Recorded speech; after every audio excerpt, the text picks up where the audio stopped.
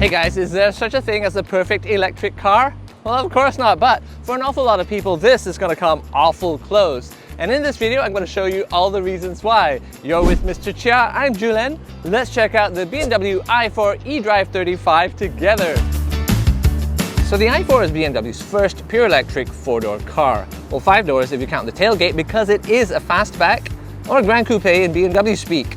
This is the LCI, or Life Cycle Impulse, which is a marketing person's way of saying that it's been facelifted for 2025. Life Cycle Impulse? What? Oh.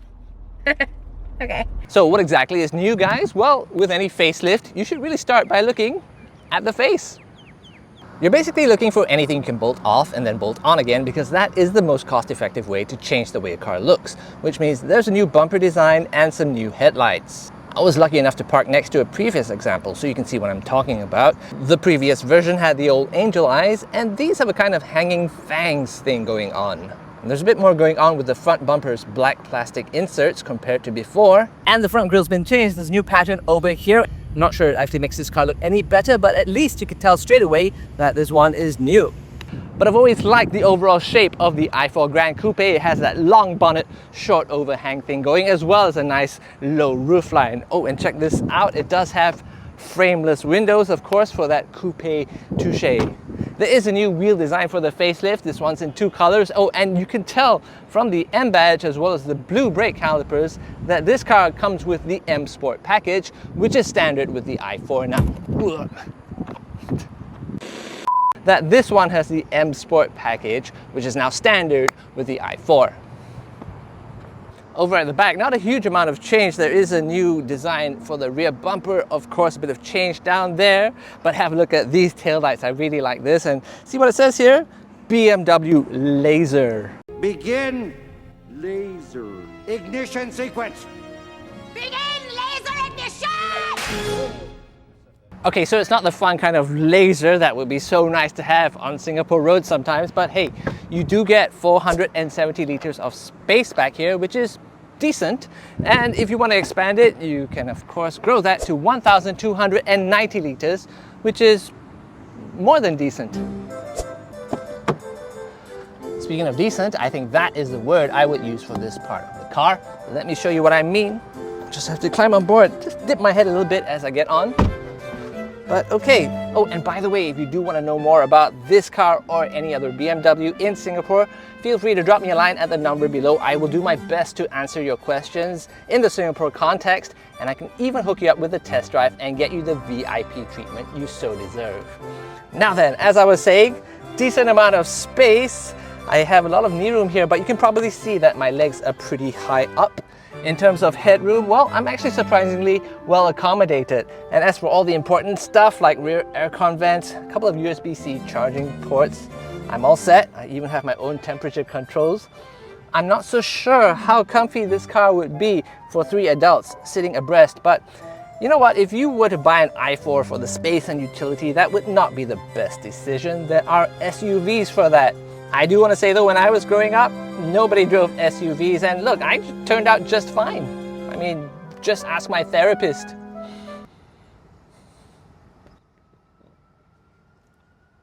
So let's take a look at what's new up front here, and the answer is not a whole lot, which is going to save me some time. First up, this runs BMW OS 9 now, so the base layer is going to be navigation, but here you have this quick select area over here, which gives you instant access to the things you find important.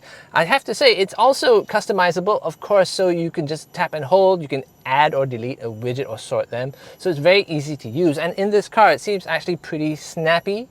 Everything works nicely and smoothly, more so than say an iX1 or an iX2. The base code for this is still Android Automotive, so I think it probably has more powerful hardware inside here than in those other cars. I want to take a moment to talk about build quality as well. There are some hard plastics in this car, like over here and maybe over here, but I do want to say that if you try and like sort of move this stuff around, it's actually very solidly built. Try that in a French car, you're gonna hear a lot of noise. You know what, I actually have a really old 5 Series, which is considered a tank by BMW standards. And if you were to do all that, you actually hear all these creaks and all these groans. but this car actually feels like it's made of granite. Oh, and I should point out this lovely new steering wheel as well.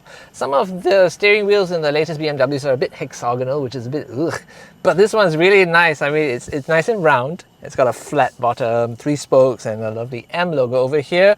And this is one of the things that really makes me like the i4 so much.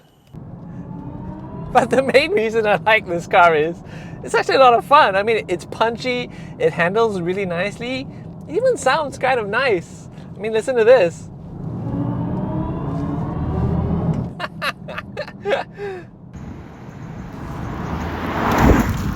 Okay, so it is no match for a singing 6-cylinder combustion engine, but I think it's nice to hear something when you accelerate. I mean, it's nice to kind of hear that the motors are making an effort, and it helps to build excitement.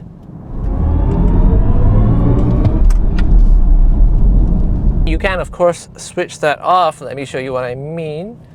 Okay, so I'm gonna floor it, and okay, I'm picking up speed, but there is no sound. And you know, I do think that EVs should make some noise, even if it is completely artificial. It's always nice to hear the motors making some kind of effort. Of course, you could still have it nice and refined if you want, but this car is only slightly more relaxing when you turn the noise off.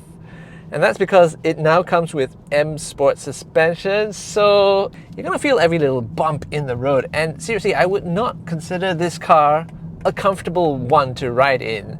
It's really more about performance and handling. And I have to say, it's just delightful around corners. Now, there's no motor up front, right? So it feels like there's very little mass to deflect, and when you go around a corner and you turn it, it just seems to turn in and tuck in nice and sharp.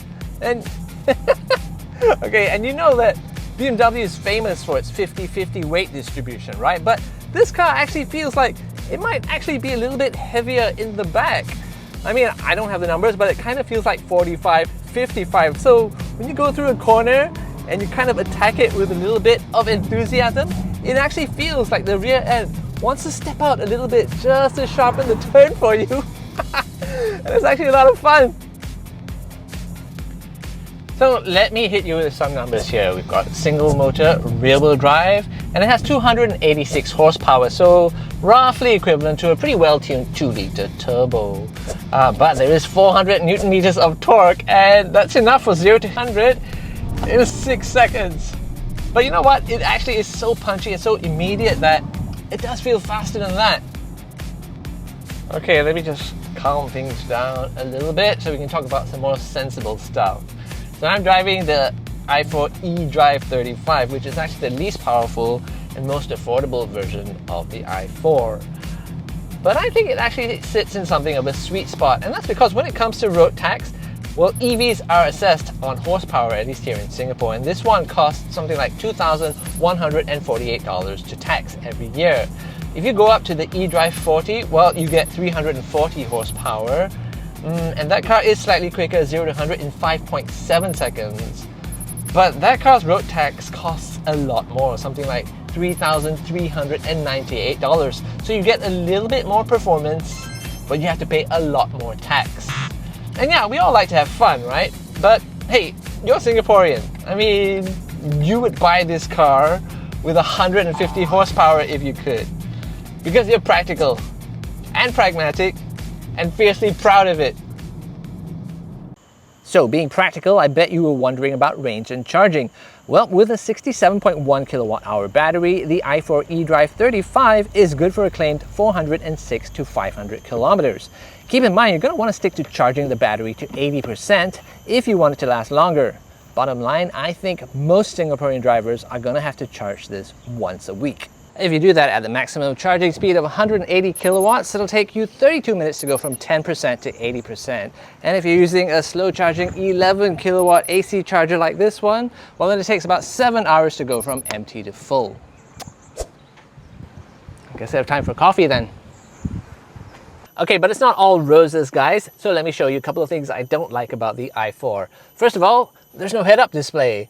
I mean, I think this car is quick enough that you really want to be able to see clearly just how fast you're going at all times. But okay, it's not a big deal, but there are a lot of cheaper cars that do have that feature, and this car really should have it too. And speaking of that, let me show you what happens when I select reverse. So I've got a reverse camera, I've got sonar sensors, but I don't have a 360-degree monitor. I mean, come on guys.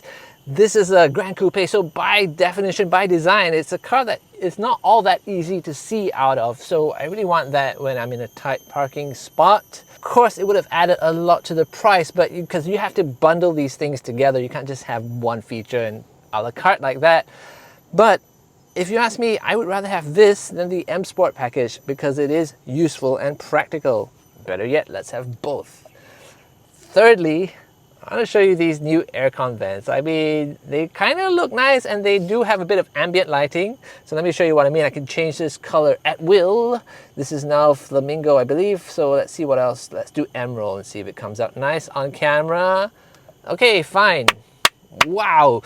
But when I kind of move this around to adjust the air, I'm only actually moving the bottom, I think. So I'm not actually getting all that much air up to my face where I want it. I don't really know what happens here. I get some air, but I can't really point it where I want it. I mean, can you imagine if you started with this and then someone at the factory said, guys, what if we split this into two and then we made it individually adjustable and then you could blow the air wherever you wanted? Everyone would be like, whoa, that is genius. But I have to say, these are the worst aircon vents I've ever seen. Well, except for the ones in the X5 and the 7 Series and the new 5 Series. Oh, and the new Mini Cooper. So at the end of the day, has a facelift made the BMW i4 any better? I don't really think so, because all the changes have been cosmetic and some things are actually worse, like the aircon vents. But having said that, this is actually my favorite electric BMW. It's great to look at and it's really fun to drive. And I think the eDrive 35 is actually the pick of the bunch, at least here in Singapore.